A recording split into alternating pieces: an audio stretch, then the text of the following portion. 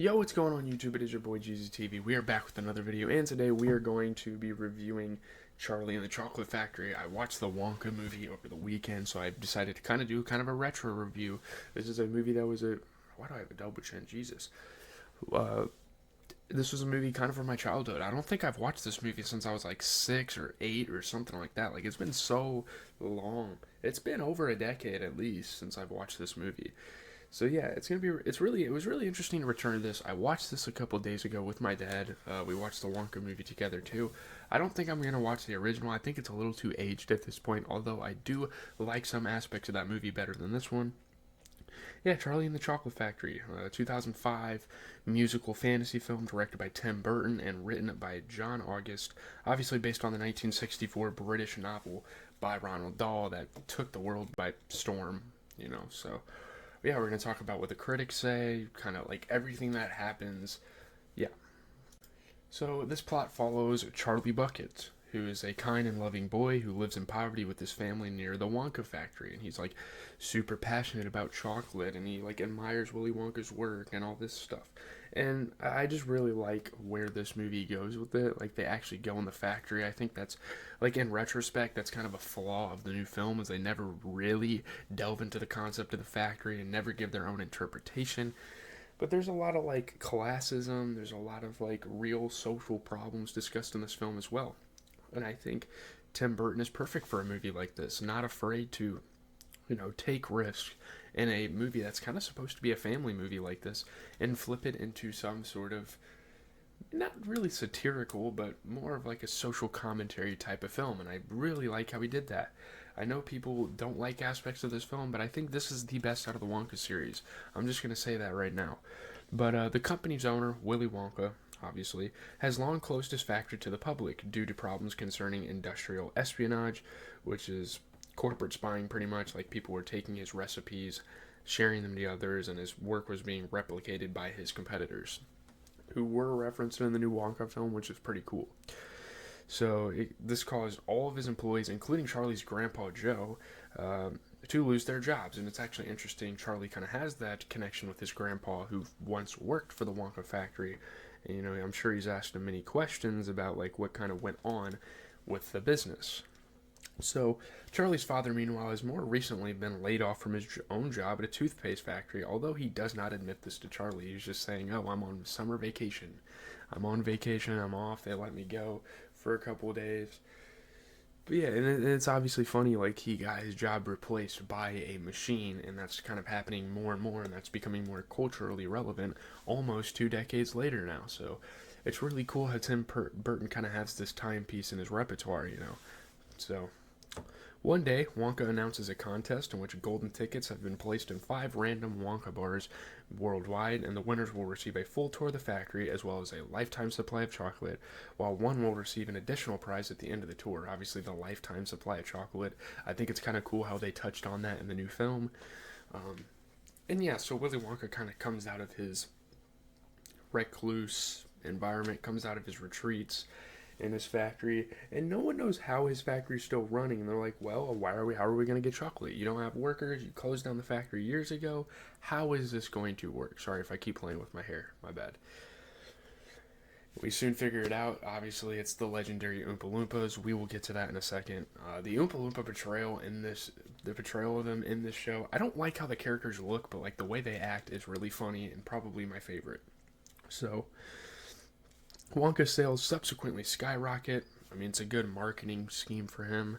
And the first 4 tickets are found by the gluttonous Augustus Gloop, the spoiled Veruca Salt, the arrogant Violet Beauregarde, and the ill-tempered Mike Teavee. And obviously, again, this movie is meant for children, but for those like that actually like, it's nice that I rewatched this because now I'm looking back and I'm understanding all the themes and the story that Tim Burton was kind of retell, in his own way.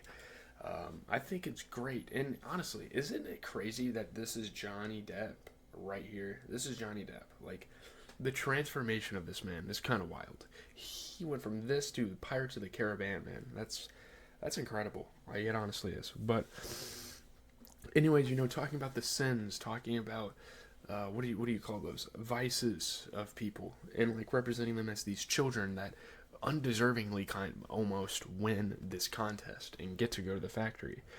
So Charlie tries twice to find a ticket, but both bars come up empty. He tries once when his mother gives him a birthday present. Which is a chocolate bar because he likes Wonka a lot. And then he tries again when his grandpa gives him some money, and he goes out and gets another. So, but after overhearing that the final ticket was found in Russia, Charlie finds a banknote and purchases a third Wonka bar. He finds a random dollar bill in the street, or $10 bill. So, the Russian ticket is revealed to be a forgery, just as Charlie discovers the real ticket inside the wrapper. So, yeah. He receives monetary offers for, he finds the ticket. He receives monetary offers for the ticket, but the cashier warns him not to trade it regardless, and Charlie runs back home. This is obviously super fucking important to a kid, and it's super precious. Why? It is kind of funny how they talk about this, because people love to, resell shit and, scalp for money nowadays. It is kind of funny. Again, everything is so... Yeah, everything is so relevant still. So, at home, Charlie initially wants to trade the ticket for money for his family's betterment, but after a pep talk from Grandpa George, he decides to keep it. They want him to enjoy his childhood to an extent. This is a great opportunity for him, They usually aren't able to provide him with stuff like this, but it's a great opportunity for him.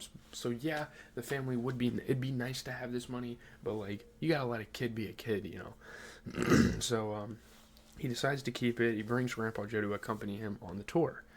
So Charlie and the other ticket holders are greeted outside the factory by Wonka, who then leads them into the facility.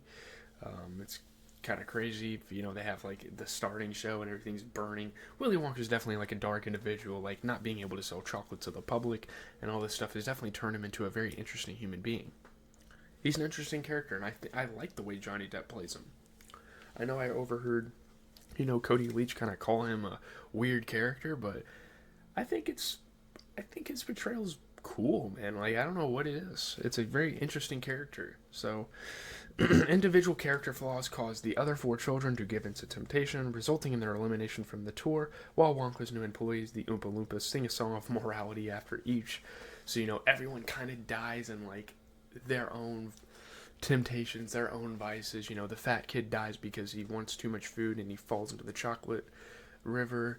What happens next? So the one girl that does karate and stuff wants to chew this bubble gum, and she's told to spit it out, but she has to win the competition, so she has to hold a record or something. So she turns into something that wasn't supposed to happen. Obviously, the bubble gum malfunctions. We're gonna be here for a while. By the way, this is a movie I'm pretty prideful about. I really like this, but we'll get to it. Obviously, the children get eliminated. The one girl wants a squirrel really bad, and she tries to pet it, you're mine, I'd take you, can I get the squirrel, Dad? And she gets attacked and thrown into the fucking garbage chute underneath where all those bad nuts go. And symbolically, I guess she's a bad nut herself. And then Mike TV or whatever his name was, he's a super whiz. And it's interesting how this show creates 5 unique children here. Mike TV's kind of the nerd. He's the know-it-all. He's oh, I know this. Let's try it, man. I want to test this out. Send me through this TV. Even though you sent an inanimate object before, I can compare myself to that. And he comes out flat, short, like a fucking midget, literally microscopic. And then, yeah, and it's kind of funny how each character kind of comes out of the chocolate factory, and then you give Charlie, who's just unscathed, up in this elevator jetpack thing. So meanwhile, Wonka reminisces on his troubled past and how his dentist father Wilbur strictly forbade him from consuming any candy, which is an interesting backstory. It kind of inspired him to be this chocolatier. So after sneaking a piece of candy, Wonka instantly became hooked and ran away from home to follow his dreams. It's interesting. And obviously Wonka tells a lot more of a bright tale to fit the vibe of the movie, but this has definitely got some dark undertones to it. So when he returned, however, both his father and their house was gone. So, after the tour, the 4 eliminated children leave the factory with an exaggerated characteristic or a deformity related to their elimination, while Charlie learns that Wonka, now approaching retirement, intended to find a worthy heir. This was kind of the reward for surviving through the factory. He was just going to give the factory to them, and that would have been Charlie. And this is perfect. Charlie is so prideful. He loves this chocolate. He loves the Wonka company so much. But he doesn't take it. So Yeah. So since Charlie has the least ill will was the least ill behaved of the five, Wonka invites Charlie to come live and work with the factory with him, provided that he leave his family behind. Charlie declines. His family's the most important thing in his life, and that's obviously like a lesson to Willy Wonka. Like, cherish your family, man. Like, I don't know. So, as Charlie and his family's life improve, Wonka becomes despondent, causing his company and sales to decline. So he kind of goes back into hiding because someone's not there to take it over, and his life has kind of become depressing because he's there alone, really. He eventually turns to Charlie for advice, and he decides to help Wonka reconcile with his estranged father, Wilbur. So that's a cool thing.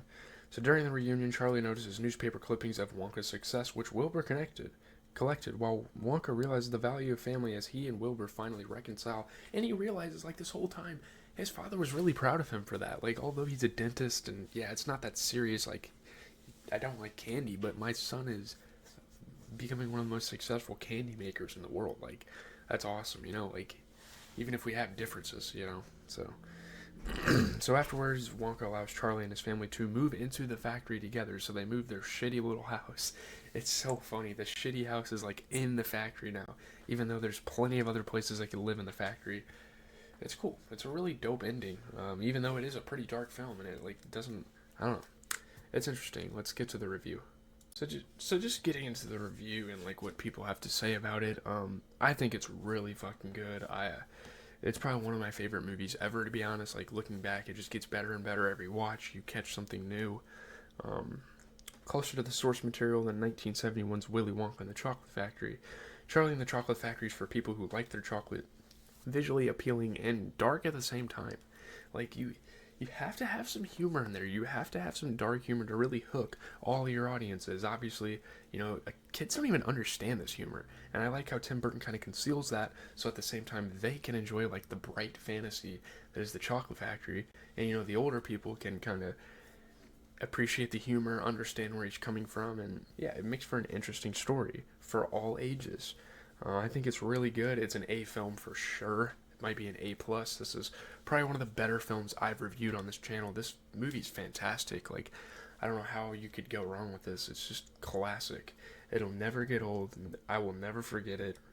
It's great. So, yeah, in spite of relapses and a few imperfections, a few of them serious, Mr. Burton's movie succeeds in doing what far too few films aimed primarily at children even know how to attempt anymore, which is to feed, even to glut, the youthful appetite for aesthetic surprise.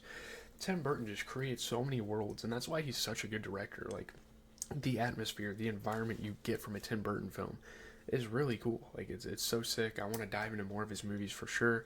I don't know if I've watched all of them. Obviously, like A Nightmare Before Christmas was huge for him. But yeah, Tim Burton's great. Yeah, Alex McDowell's set design, the look of the factory is kind of like Fritz Lang's Metropolis. That was kind of the comparisons I was getting, which is obviously an old film, but this might be Burton's best work in years, probably ever. If all the laughs come from Depp, who gives Willie the mannerisms of a classic Hollywood diva, the film's heart comes from Highmore, a gifted young performer whose performance is sincere, deep, and unforced in a way that's rare in a child actor. And I don't know where that guy is now, that actor that played Charlie, but hopefully he went on to do great things because he was amazing in this film. So, yeah, Depp's deliciously demented take on Willy Wonka demands to be seen. Depp goes deeper to find the bruises on Wonka's secret heart than what Gene Wilder did. That was just a bright, colorful musical, just like the new movie is, honestly. So Depp and Burton may fly too high on the vapors of pure imagination, but it's hard to not get hooked on something this tasty. I mean, and how about that army of Oompa Loompas, all played by Deep Roy, and musical numbers that appear to have been choreographed by Busby Berkeley on crack? I mean, I'm not a huge fan of the Wonka or the Oompa Loompa people in this film. They don't look like amazing, but the musical numbers after people are like getting sucked in the chocolate machine and all that stuff, it's funny. It makes for a funny experience. So yeah, Depp's performance was great. I mean, it really gives you like a Michael Jackson vibe, almost like how Michael Jackson used to act. I don't know what it is. Yeah, I mean, Depp's performance is as the weak spot, and I don't know. Willy Wonka's reclusive lifestyle, the fetishes of wardrobe and accessories, the elaborate playground built by an adult for the child inside is pretty interesting, I guess. Yeah, Um, Depp's iteration of the character doesn't like children. Like, some people were like, there were controversies around it with like the whole Michael Jackson thing and like liking kids. Like, no, I don't think he's a creep like that. I think he's just a weird individual that hasn't been outside for a fucking long time and hasn't been around people for a long time. People just took this way too far. I don't know. Yeah. The cumulative effect, I don't know. I don't really know what to say. He maintains the paradox, the mystery of Willy Wonka, a misanthrope who has little patience for children, who can't even utter the word parents without gagging, yet who invents for those same kids the purest and most luscious candies out of the sugar dream of his imagination. He lost to Joaquin Phoenix for the Golden Globe, which is pretty understandable. Joaquin Phoenix is fantastic, but yeah, this is a really good movie. It's timeless. I don't think any other addition to this franchise would beat this. It's damn near perfect. I don't really have that many flaws with it. Obviously, yeah, Johnny Depp's portrayal is a little questionable at first. But when you realize the motives and you realize the concepts, and you're not so fucking dense in the head, you have come to kind of appreciate it. So, I'm out, guys. Leave a like, comment, and subscribe. I don't think this video is that long, but it's really nice to come back and talk about an absolute classic movie. Like, this is a classic, so yeah, hopefully you enjoyed. Have a good rest of your day. I'm out.